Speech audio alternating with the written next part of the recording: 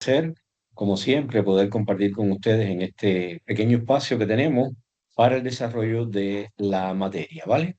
Espero hayan tenido una buena semana, que hayan podido avanzar y que todo esté muy bien con ustedes, ¿vale? Bueno, como ustedes recuerdan, la semana anterior, bueno, pues trabajamos con el marco metodológico, buscando sobre todo el rigor y la transparencia que debe tener la sección de metodología. Yo les reitero, es muy importante esta sección y ahora después de haber revisado ya los trabajos de ustedes, le hice algunas sugerencias, sobre todo de continuar trabajando para mejorar la metodología. La metodología debe ser muy explícita, la metodología tiene muchos requerimientos que deben cumplimentarse a lo largo del trabajo y es muy importante que ustedes lo desarrollen de esta forma. De hecho, la tarea que teníamos asignada esta semana pasada, que ya yo les devolví la retroalimentación, estaba más orientada a que ustedes pudieran esquematizar y organizar de una manera muy visual la metodología, aunque en realidad no todos, bueno, pues respondieron a lo que yo estaba interesado en ver. Muchos me copiaron y me pegaron el texto que tienen escrito de la metodología. Yo sé que tienen poco tiempo, yo sé que está muy complicado, pero estoy convencido que las actividades que les estoy recomendando son muy valiosas para ustedes lograr una mejor comprensión de su investigación y que puedan avanzar mucho más. Entonces, agradecería mucho tuvieran la amabilidad, por favor, de ajustarse a los formatos y a lo que les estoy solicitando. Evidentemente, yo no estoy dando clases nuevas, ni mucho menos. Yo estoy sencillamente dándole algunas cápsulas de información para que sirvan de base a las actividades que le estoy planteando. Estas cápsulas de información tienen el propósito principal, bueno, pues de reactivar el conocimiento de ustedes, ponerlos en uso y un poquito ayudarlos a ustedes a reflexionar, a jugar con su tesis. Yo lo que quiero es que con lo que ustedes tienen lo vean desde una perspectiva diferente, lo vean mucho más esquematizado, mucho más resumido, mucho más sintético y mucho más visual para que puedan tener una mejor comprensión y que puedan lograr un mayor rigor, mayor transparencia y el mejoramiento que queremos de cada una de las secciones de la investigación, ¿vale? En esta oportunidad yo les había asignado como parte de la actividad el componente metodología. Fíjense que cada semana estamos trabajando un componente diferente. Justificación sobre todo de la elección de la metodología, que no se las pedí en tarea, pero sí les pedía que reflexionaran sobre ella, por qué esta y no otra, por qué este método y no otro, así como que probaran las herramientas de análisis que han estado trabajando y las limitaciones metodológicas que presentan. Aquí les daba una tabla donde ustedes podían operacionalizar y dejar muy bien operacionalizadas las variables de la investigación, las variables conceptuales. Evidentemente hay muchos tipos de variables con las cuales ustedes están trabajando, pero este cuadrito les podía servir además para ustedes mejorarlo. Le había dado esta estructura para que se guíen, para que piensen, para que discutan, para que reflexionen y vayan viendo si tienen todos estos puntos en su metodología, cuál le falta. Me he dado cuenta en la revisión que he realizado de las tareas que compartieron muy amablemente conmigo, que bueno, evidentemente sí faltan algunos puntos, a algunos se los he recomendado, o sea, a los que le dije que chequearan los puntos que tenían en su marco metodológico, que es una derivación del diseño metodológico, bueno, pues aquí están casi todos los que deben tener incluidos en el mismo. Igual casi nadie me presentó una definición clara de la clasificación de la investigación partiendo del paradigma. En algunos casos sí lo hicieron, evidentemente, los tipos de enfoques principales y las tipologías de clasificación de su investigación. Le dije que podían, bueno, pues hacer o parar el vídeo o hacer una captura de pantalla para que pudieran trabajar con tipologías. Hay muchas, hay varias. Yo no quiero que tomen esta, yo quiero sencillamente que esta les sirva para reflexionar y que les hubiera servido también para el desarrollo de la actividad que habíamos trabajado. Habíamos visto toda una serie de cuestiones el encuentro anterior sobre métodos, técnicas y procedimientos. Les puse un ejemplo de cómo ustedes trabajan la relación método, técnica, procedimiento e instrumento. Y bueno, le di una relación con mucho contenido. Les pedí disculpas, siempre se las voy a pedir por la cantidad de información que tienen las diapositivas, pero el objetivo no es únicamente que ustedes vean elementos sueltos, sino que ustedes tengan además la posibilidad de leerla y profundizar en los aspectos que les estoy planteando. Igual les clasifiqué los métodos empíricos con los que trabajo, que estoy convencido Ustedes están trabajando la mayoría con todos estos o algunos de ellos y también los métodos estadístico-matemáticos, algunos de los más útiles, algunos de los más usuales en el caso del análisis y la aplicación, bueno, de los métodos como tal. La actividad que esta semana tenían era una esquematización. Por eso a algunos les puse, no, o sea, está bien, leí el texto y me sirvió de mucho para comprender lo que están haciendo, pero yo quería una esquematización para que ustedes de una manera visual comprendan ese esquema detallado de su metodología y que puedan irlo trabajando, lo puedan ir marcando, lo puedan ir resaltando. Ese es un documento que tienen que tener a la mano, que lo deben tener en su buró al lado de ustedes, marcándolo, señalándolo, porque de la metodología depende el resto de los aspectos de la investigación. Les expliqué el ejercicio que quería y les dije que el entregable era el esquema de este punto. ¿Qué pasó? Al no hacerme los esquemas en algunos casos, no pude ver cómo ustedes visualizan la metodología que están implementando, ¿vale? O sea, ese esquema integral de comprensión. ¿Por qué? Porque en el esquema que yo les pedí, yo estaba interesado de ver cuáles son los componentes de flujo de su metodología. En este caso ya les había comentado enfoque, tipo, paradigma, los métodos, las técnicas, los procedimientos, los sujetos, o sea, de una forma concisa y precisa para comprender la composición de la metodología. En segundo lugar, esa estructura que tiene que tener y la arquitectura lógica que tiene que tener la metodología. Y yo sé que muchas veces le plantean que hay falta de alineación, que hay falta de coherencia interna, que no hay toda la secuencialidad y la justificación metodológica que debe haber, pero con esta arquitectura que ustedes construyan les puede servir de mucho. Aún están a tiempo, yo no, ya no se los voy a pedir evidentemente nuevamente, pero quiero que les sirva a ustedes y se apropien de herramientas que les sirvan para el autocontrol de el aprendizaje que llevan ustedes en este doctorado y de los productos que deban entregar. Además, quería comprobar las dinámicas vivas, ¿no?, que aparecen en este esquema, sobre todo de la forma en que transcurre el proceso de investigación metodológica que ustedes están relacionando. En este caso, bueno, la interacción entre los componentes, sobre todo la interacción entre el investigador y la realidad, cómo se da.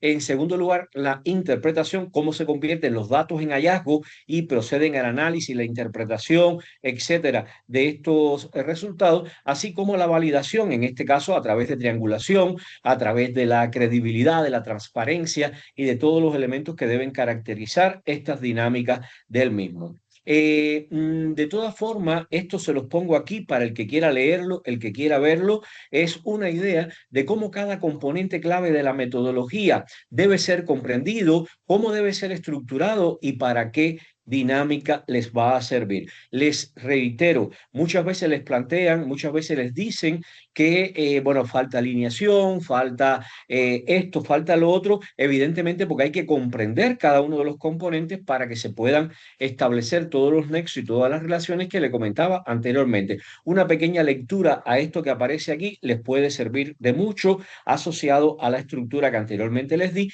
y pueden mejorar de esta forma su propuesta, ¿verdad? Habíamos visto entonces cómo íbamos a hacer el seguimiento. Vamos entonces a la semana que estamos trabajando. Semana número 4, ya pasamos. Fíjense, las primeras semanas o la semana número 2 vimos lo del marco teórico. En la semana número 3 hemos visto el marco metodológico. En la semana número 4, las cápsulas de información que les voy a compartir y la focalización que quiero para su actividad es el análisis e interpretación de datos. O sea, cómo pasar de los datos que han obtenido ustedes por diferentes vías usando diferentes instrumentos a la interpretación y sobre todo a la narrativa académica, porque en definitiva es lo que va a leer el sínodo, lo que va a leer cada uno de los que van a estar al cargo de su evaluación y sobre todas las cosas, cualquiera que vaya a leer su trabajo va a leer esa narrativa académica que ustedes van logrando con su propuesta. El objetivo, por tanto, de esta semana es un poco que trabajar con las habilidades de análisis profundo y de narrativa coherente. Fíjense bien, el análisis profundo y basado, bueno, en la interpretación recuerden que no es lo mismo análisis que interpretación, y de la narrativa que logra agrupar estas ideas generadas por la interpretación de su investigación. El contenido está relacionado con la búsqueda de técnicas avanzadas de análisis y de visualización de datos y la interpretación contextualizada de esos datos a la luz, evidentemente, de lo que caracteriza cada uno de los contextos en que están trabajando. Lo más que me interesa esta semana es que ustedes piensen bien, que reflexionen, aunque sea cuando vayan conduciendo, siempre y cuando presten atención a la conducción, claro está, que ustedes piensen, bueno, pues cuáles son los hallazgos clave de la investigación, cuáles son los productos que yo voy a entregar derivados de esta investigación, porque es lo más importante. Yo puedo escribir y escribir, pero si no contextualizo y materializo los hallazgos de mi investigación, evidentemente no voy a tener claridad en esto. Y sobre todas las cosas que ustedes piensen que hubiera sido lo que hubiera querido debatir en caso de que tuviéramos sesiones sincrónicas, es cómo los datos respaldan las conclusiones. O sea, en realidad la relación que tiene que haber y muchas veces se pierde entre el análisis de los datos y las conclusiones. En cuanto a las herramientas, espero que ustedes estén usando diversas. Esta parte del análisis y la interpretación, así como la parte de narrativa, es muy dada a utilizar Tableau, en este caso muy útil. Recuerden, es una palabra que deriva del francés y que significa como que lienzo, ¿verdad? Parecido a este significado, con RStudio y con Python, que sé que algunos compañeros están trabajando, incluso he tenido contacto con investigaciones de las que ustedes están haciendo, en las que se hace uso de estas herramientas, así como cualquier otra herramienta que ustedes consideren de las que ustedes quieran estar trabajando. Y esta semana la evaluación va a ser la presentación. No lo vean tampoco como una evaluación, ¿eh? Véanlo como una manera de retroalimentarnos, véanlo como una manera consciente de ayudarse a ustedes mismos con el desarrollo del trabajo. Por eso agradezco más que de copiar y pegar de su tesis en una media hora o una hora, no creo que tome mucho más organizar las ideas como yo se las estoy pidiendo. Fíjense que no les estoy pidiendo textos largos, yo no le he pedido ninguna tarea ni muy complicada. Todo lo que le he pedido es de lo que ustedes tienen, que lo puedan visualizar, que lo puedan visualizar y que yo pueda comprender esa visualización a partir de todo lo que ustedes han estado investigando. Al final, el sínodo lo que va a querer ver es esa visualización, y cualquier lector, así como cualquier publicación que hagan, lo que van a querer ver es esa visualización. Es muy importante el proceso, pero en este caso el producto generado por este proceso, yo creo que es una de las cosas más valiosas y que más deben dominar, ¿vale? Entonces, en el trabajo doctoral es muy importante este proceso de transición de los datos, todos los tipos de datos que pueda tener, ¿verdad? Y tienen que saber ustedes clasificar muy bien, bueno, pues los tipos de datos, cómo hacer la interpretación y cómo hacer la narrativa académica. Por eso es que yo les voy a presentar en primer lugar esta tabla, es para que la lean, para cuando tengan tiempo, donde yo le doy un conjunto de dimensiones que tiene que tener esta parte del análisis e interpretación de datos a la luz de las teorías, evidentemente, y de los hallazgos de otros investigadores, así como los puntos claves que ustedes deben considerar en cada uno de ellos. Si yo fuera ustedes, yo me leo el primero. Bueno, en cuanto a rigor y creatividad, yo logro con mi tesis un equilibrio adecuado entre el método científico y una narrativa atractiva, porque es una tesis doctoral con un alto rigor científico, pero la narrativa tiene que ser atractiva para el que la va a leer, para cualquiera que lo va a leer, evitando redundancias, repeticiones. A veces escribimos una parte de la tesis y la guardamos y después volvemos a escribir de lo mismo, y hay una repetición innecesaria de contenido que la podemos alinear y la podemos limpiar y dejar bien montadita para el estudio y la lectura del documento. Entonces, ahí tendríamos que preguntarnos, ¿la historia distorsiona o realmente ilumina los hallazgos? Y la segunda parte es la que hay que buscar. ¿Cómo yo puedo iluminar los hallazgos con una narrativa convincente, con una narrativa adecuada al contexto científico, pero comprensible, sin necesidad de convertirlo tampoco en algo casi ilegible o difícil de entender o de leer, porque el objetivo es poder comunicarla, ¿vale? Analicen después para la transparencia, con esto que les estoy planteando, para la selección de los hallazgos, sobre todo, cómo ustedes van a jerarquizar esos resultados y cómo van a evitar forzar una coherencia en el caso de que haya datos contradictorios o datos que realmente no le podamos analizar desde la perspectiva que estamos intentando hacerlo. La visualización, cómo vamos a visualizar todo lo que estamos viendo, la contextualización, sobre todo el diálogo permanente que tiene que haber con el marco teórico y el diálogo permanente que tiene que haber con los hallazgos de otras investigaciones, lo que me ayuda a mí a comprender mejor mi contribución al conocimiento, mi contribución a la solución de problemas prácticos, sobre todo de gestión en el ámbito administrativo y en el ámbito de cada una de las áreas que están trabajando para que esto evidentemente nos quede bien establecido. La incertidumbre, sobre todo, tenemos mil incertidumbres, sobre todo lo que no se en cosas que a veces tratamos de medir y no se logró, o en interpretaciones alternativas que fuimos, bueno, pues planteando y no se lograron realizar de una manera convincente. Quiero que vean muy bien la estructura narrativa, o sea, ¿es innovadora realmente? ¿Es diferente o es la misma narrativa que siempre hemos visto o que leemos en un libro, ¿verdad? Por tanto, hay que hacer una estructura que se base en hilos narrativos transversales para ver cómo vamos a ir haciendo esto. Porque a veces nos ponemos a escribir, escribir, escribir y no nos damos cuenta que antes de escribir hay que buscar cuál va a ser esta estructura narrativa que va a tener el discurso científico que voy a incorporar en la investigación. Los recursos visuales son muy importantes, sobre todo las tablas ejecutivas, los gráficos que estén muy bien integrados y caracterizados, las infografías estratégicas que se vayan a implementar. Miren a ver todos los recursos de este tipo y productos que puedan generar. La validación por pares, o sea, someter la narrativa a discusión, que otros, o sea, cómo los demás pueden ver, y ese era un objetivo que yo tenía y que me gusta desarrollar en una actividad que hago siempre como esta, y es ver cómo los demás escuchan la narrativa que yo llevo con respecto a la discusión de los datos y los hallazgos que voy teniendo, sobre todo para ver cómo se comprende y de qué manera se va trabajando. Uno a veces escribe y no se da cuenta que no está escribiendo para uno mismo, está escribiendo para otro. Sobre todo, por ejemplo, cuando estamos escribiendo y pensamos que todos los que van a leer conocen lo que conozco yo. Y entonces a veces dejamos de desarrollar el perfil de los integrantes de una muestra, pensando que es muy conocido, es Ciudad Juárez, todo el mundo lo conoce, pero no, cada uno de estos elementos deben ser puestos en función de quién los va a escuchar. Y bueno, pues la originalidad que tenga la tesis doctoral es también muy importante. ¿Cómo yo lo hago? Esto se los comparto. Esta cápsula de información no es para que ustedes o sea, cómo ya hoy en día yo estoy viendo que se hace y cómo yo trato o estoy tratando de hacerlos también. ¿Cuáles son algunas de las técnicas avanzadas para la tesis doctoral en el ámbito de nuestra especialidad? En primer lugar, con respecto al análisis de datos, ustedes tienen que saber qué análisis predictivos hago, qué análisis de redes, qué análisis textual, qué análisis multivariante y qué análisis cualitativo. Por ejemplo, para el análisis predictivo, Machine Learning, sobre todo para la regresión, la clasificación, el clustering, es muy importante también.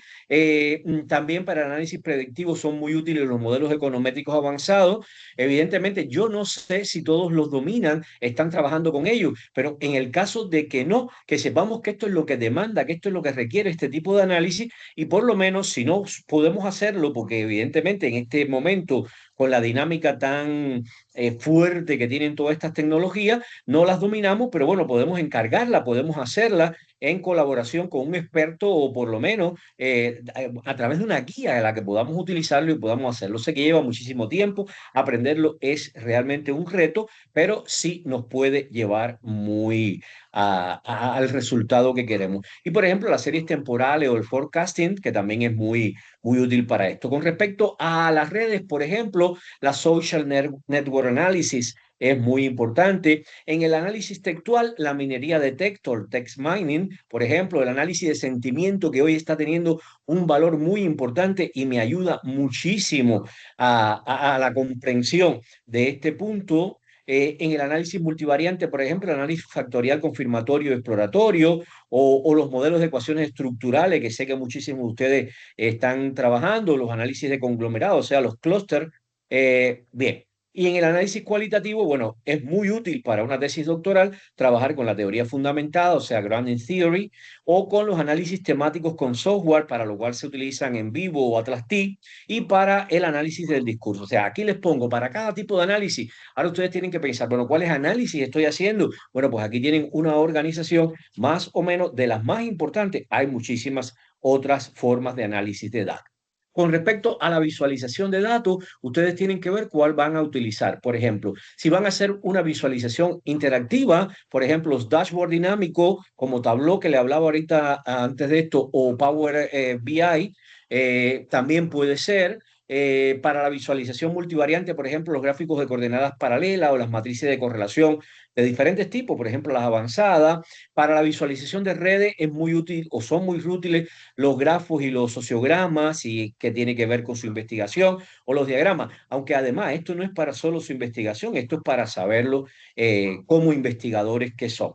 Para la visualización temporal, las líneas de tiempo interactivas y los gráficos de movimiento, o sea, el Grand Miner, son muy importantes. Y para la visualización, perdón, geoespacial, que no sé si la están trabajando, pero muy bien sería que lo hicieran, están los mapas de calor georreferenciado. O sea, la georreferenciación es muy útil para la expresión cartográfica de los datos. O sea, todo lo que tiene que ver con geolocalización y con esta expresión cartográfica de datos es muy importante para el trabajo de ustedes. La cartografía temática, que también puede lograr muchísimo en las investigaciones, y los sistemas de información geográfica, o sea, los SIT, de los cuales hay muchísimos. Y vuelvo y repito, a lo mejor no son expertos, pero a lo mejor sí vale la pena que ustedes le den expresión geoespacial a algunos de los datos que tienen, porque se van a visualizar de una mejor manera. En cuanto a la interpretación contextualizada, bueno, ustedes trabajan seguramente con la triangulación. Sobre todo yo, la estrategia que les propongo es cruzar los hallazgos con otras fuentes de datos, contrastar métodos cuantitativos con cualitativos. Esta es para la más que todo el mundo la usa, o para validar con la teoría existente. Yo creo que esos tres tienen que estar en todas las investigaciones, porque el análisis de datos no se puede dar ni desvinculado de la teoría precedente, ni con la tipología de datos que estoy utilizando, sobre todo en el caso que estén haciendo investigaciones mixtas, y con los hallazgos de otros investigadores, ¿vale?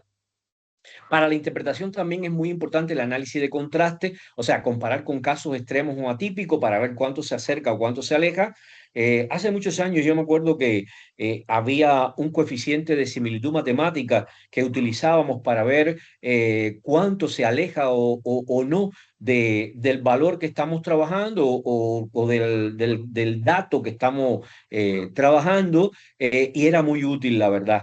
Y ahora más con el desarrollo de la ciencia de datos, que en estos momentos evidentemente ocupa y va a ser el futuro, cabe, no cabe duda, ¿vale? En el caso de la contextualización teórica, por ejemplo, hay que ubicar muy bien los hallazgos en el debate académico actual, internacional, nacional, regional, local, identificar las implicaciones que tiene esto para la teoría, o sea, en qué medida apoyamos o no la teoría, y proponer aquello que me permita darle continuidad o mejorar las teorías precedentes, o por lo menos eh, mm, confirmar el valor de uso que puede tener para su investigación. En cuanto a la contextualización práctica, sobre todo traducir los hallazgos a implicaciones para la gestión en este doctorado es primario. Yo marcaría eso y lo llevaría como un punto vital de mi investigación. Identificar también las aplicaciones que va a tener para el sector o para los que van a introducir los resultados, y proponer recomendaciones que se puedan llevar en realidad a la práctica, que sean viables. Evidentemente, todo el mundo tiene que trabajar en esta sección con las limitaciones y las proyecciones, o sea, delimitar muy bien el alcance de la interpretación que hemos realizado, los sesgos potenciales que estén implicados con esta interpretación, y evidentemente sugerir cuáles son las líneas futuras de investigación, que todo el mundo sabe es un requisito obligatorio. Las herramientas fundamentales para análisis estadístico, bueno, aquí tienen algunas como RStudio, SPSS, Stata, Python, todo lo que ustedes saben. Para la visualización, uno de los más usados, ya le dije que es Tableau, pero está Python también, y hay otros que pueden hacer esto también. Para el análisis cualitativo, cuantitativo es más que conocido. Pienso que estos son los más útiles y que más difusión tienen. Para el análisis de redes también había mencionado algunos y para el análisis textual también, fíjense cómo algunos se repiten para diferentes análisis y por tanto apropiarse de la metodología de alguno de ellos en particular, bueno, pues es muy útil para que ustedes puedan trabajar.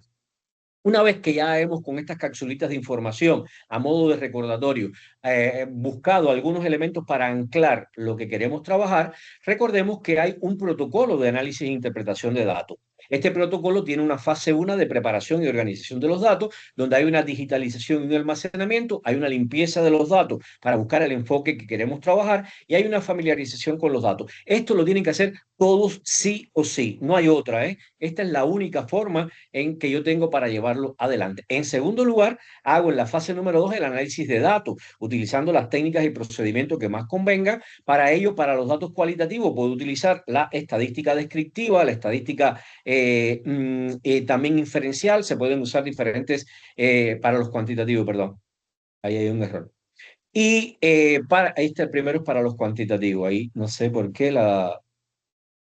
la inteligencia artificial me puso ahí, porque eso está mal. Bien, y para los datos cualitativos, el análisis de contenido, la teoría fundamentada que habíamos hablado ahorita, el análisis temático a mí me gusta muchísimo, es uno de los más que aprecio y valoro por el aporte que puede tener. Hace mucho, bueno, hace mucho no. Hace 5 o 6 años atrás, no, o quizás más, estábamos trabajando con los profesores de la especialidad de Ingeniería en Sistemas con las ontologías visuales y las ontologías visuales que se siguen utilizando y requieren de un conocimiento de ingeniería bastante fuerte, ¿no? Sobre todo para el diseño, pero al final a nosotros visualmente nos da un resultado que es muy útil para el análisis temático. Y bueno, pues el uso de software. Es que de cualitativo, cuantitativo, es que está repetido aquí entonces. Aquí sí está bien. Para datos cuantitativos, bueno, la estadística descriptiva, la estadística inferencial y el software. Acá es donde estaba el error. Y la fase número 3 es la fase de interpretación y triangulación, donde hago la contextualización, la triangulación y la reflectibilidad. Y la fase número 4 que es la visualización y la presentación de resultados. Esto aquí está muy escueto, no sé hasta qué punto cada uno domina cada uno de los aspectos que estoy mencionando, pero si alguien lo necesita, ahí les explico el protocolo de análisis e interpretación de datos, fase por fase, cómo hacerlo en cada uno de los casos y una lectura a esto no creo que le venga mal a nadie, ¿vale? En la fase número 1 de preparación y organización de datos, los 3 momentos que tiene, la fase número 2 de análisis de datos para datos cualitativos y cuantitativos, cada quien los puede escribir como quiera, cada quien los puede redactar de formas diferentes, eso depende mucho de cómo se lo ha orientado su director o la metodología que ustedes en definitiva están utilizando, pero de la manera que lo hayan hecho, de todas formas, deben incluir estos aspectos que estamos comentando como mínimo, ¿verdad? En la fase 3 de interpretación, perdón, y de triangulación, bueno, pues cómo hacer la triangulación de métodos, de fuentes, de investigadores. Hay más tipos de triangulación, evidentemente, pero bueno, aquí estas son las 3 más usuales. Y por último, la visualización y la presentación de resultados, que debe dar como resultado una comunicación efectiva basada en tablas, que no repitan los datos, o sea, si están explicados no hay que hacer tabla y si hay tabla no hay que hacer gráfico una sola vez. Las citas que son importantes, los mapas conceptuales, las figuras que van integrando todos estos elementos. Por tanto, yo creo que una de las cuestiones más importantes para el trabajo de ustedes en estos momentos es la visualización de los datos, la comunicación y el diseño de él mismo. ¿Cuáles son los principios para la visualización de datos? En esta cápsula de información les sintetizo, les resumo, en primer lugar, los principios de la visualización de datos y ahí les voy dando el que más lo necesite, puede leerlo detalladamente, ¿vale? En segundo lugar, el principio o los principios de la comunicación, la manera de estructurar lógica y narrativamente los mensajes científicos que yo quiero dar a conocer, sobre todo el mensaje central claro, la estructura lógica, que creo que ahí también es un punto importante a revisar, el lenguaje apropiado, o sea, el vocabulario técnico de la especialidad y la transparencia, sobre todo en cuanto a el uso de inteligencia, de software, de las limitaciones propias de los análisis estadísticos y de todas estas cuestiones. La tercera sería el diseño centrado en la audiencia. ¿Para qué? Para conocer quién va a leerlo. En este caso son expertos, pero bueno, también debe tener una orientación a quienes van a decidir, a tomar decisiones o a establecer políticas, ¿verdad? O al público en general. Claro, esto tiene varios canales de dar a conocer esta comunicación, ¿verdad? La manera que responden a una necesidad y la manera en que facilitan la comprensión, utilizando sobre todo analogía, ejemplos y un lenguaje que sea recurrente al contexto siempre, llamando siempre a la teoría, llamando siempre al contexto para que todo esté muy bien contextualizado y muy bien vinculado a la teoría. Eso lo oigo plantear siempre en todos los sínodos cuando se cree que está faltando. ¿Por qué? Porque a veces me pongo a escribir esta sección y olvido que esto está estrechamente vinculado con lo anterior. Bueno, y aquí les pongo algunas indicaciones, pero ya ustedes si les hacen falta las pueden chequear con más precisión. Hoy específicamente vamos a trabajar con el análisis e interpretación. Todas las cápsulas de información que anteriormente les comenté están vinculadas al análisis e interpretación de datos. De manera que lo que queremos es que ustedes profundicen en esa interpretación y la narrativa de los hallazgos. Es posible que algunos no estén aquí todavía, pero ya tienen que tener una claridad absoluta, una claridad meridiana con respecto a cómo lo van a hacer. Por tanto, las acciones fundamentales para esta parte va a ser crear una visualización de datos profesionales en Tableau o en Flourish, que pueden ser en cualquiera de los dos, contrastar los hallazgos con las teorías de referencia y escribir un storyline con los resultados. Esto aproximadamente siempre se pide un párrafo narrativo del storyline que tiene que ver con lo que estoy presentando. Bien, y entonces los recursos que yo tenía pensado, bueno, aquí tenemos el taller de visualización y lo iba a basar en ejemplos de artículos que están indexados, que son Q1 en este caso, pero bueno, ustedes lo hacen con sus actividades o con sus textos. ¿Cuál es la tarea? Escuchen bien. La tarea es una tarea en la que estoy visualizando los hallazgos de la investigación doctoral. ¿Qué van a hacer? Van a seleccionar un hallazgo preliminar, aunque no lo tengan todavía, de eso que ustedes tienen en el diseño teórico, deben tener desde el primer semestre de resultados esperados, y ahora aquí son resultados obtenidos. Van a seleccionar algún hallazgo preliminar del doctorado que pueda representarse visualmente. Por ejemplo, el caso de relación entre variables o una evolución temporal o una comparación de grupo o lo que ustedes quieran que tenga una expresión visual. Todo debe tener, evidentemente, una relativa expresión visual, ¿vale? Y me van a diseñar un gráfico o una tabla. A mí me gustaría más un gráfico, puede ser un gráfico o una tabla que tenga un buen impacto visual y lo van a hacer con Tableau, lo van a hacer con R, lo van a hacer con Python, con lo que ustedes quieran. Es más, si no lo pueden hacer con un software de este tipo, me lo hacen a mano. Ya esta tarea hubo quien me la entregó a mano. Yo lo que quiero es ver esa expresión gráfica. Evidentemente, esto con un software, un buen software, te lo va a hacer mucho mejor y te lo hace muy rápido. Pero bueno, ya esto depende del nivel de dominio de las tecnologías que ustedes tengan. Y van a acompañar ese gráfico, no me pongan texto, no me pongan texto, no me escriban, no copien y peguen de su tesis, hagan un gráfico, por sencillo que sea, lo aprecio mucho más y creo que va a representar mucho más lo que estamos pidiendo, y lo van a acompañar de una breve interpretación, menos que un resumen de un artículo donde ustedes me digan qué historia cuentan los datos, incluso pueden poner la pregunta y al lado una respuesta de un renglón, ni siquiera se esfuercen en hacer un texto. ¿Por qué se eligió este tipo de gráfico y qué implementación tiene este hallazgo para su tesis? Porque esas son las tres cosas en que ustedes tienen que pensar para cada uno de los hallazgos.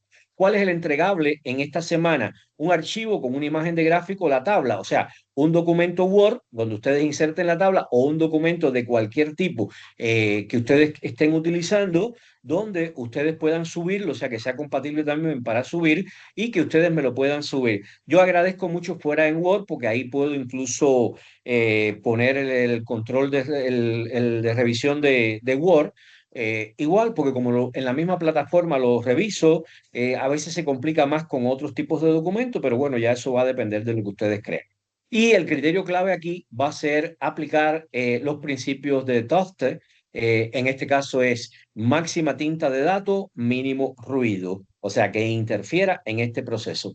Y bueno, pues el título que le pueden poner es una conclusión, no es sencillamente la descripción, o le ponen sencillamente visualizando los hallazgos de tal y más cual cuestión. Entonces, esto es muy importante, oigan bien, miren bien, esto es lo que van a hacer. Todo lo demás son cápsulas de información que les he dado para retroalimentar, para despertar el conocimiento que quizás esté un poco pasivo, porque a esta altura del doctorado a lo mejor tienen algunas cosas un poquito más pasivas, dependen cómo lleven la metodología de la investigación científica, paralela con el desarrollo de la investigación, pero recuerden que el sostén, el soporte principal de su tesis es el conocimiento de la metodología de la investigación que ustedes puedan tener. Voy a dejar de compartir, estoy dejando de compartir y me voy a despedir de ustedes. Les deseo que tengan una linda semana. Lo mismo que les digo toda la semana, véanlo como una forma de contribuir a su investigación, no como una carga adicional, porque realmente el objetivo es ese, ¿vale?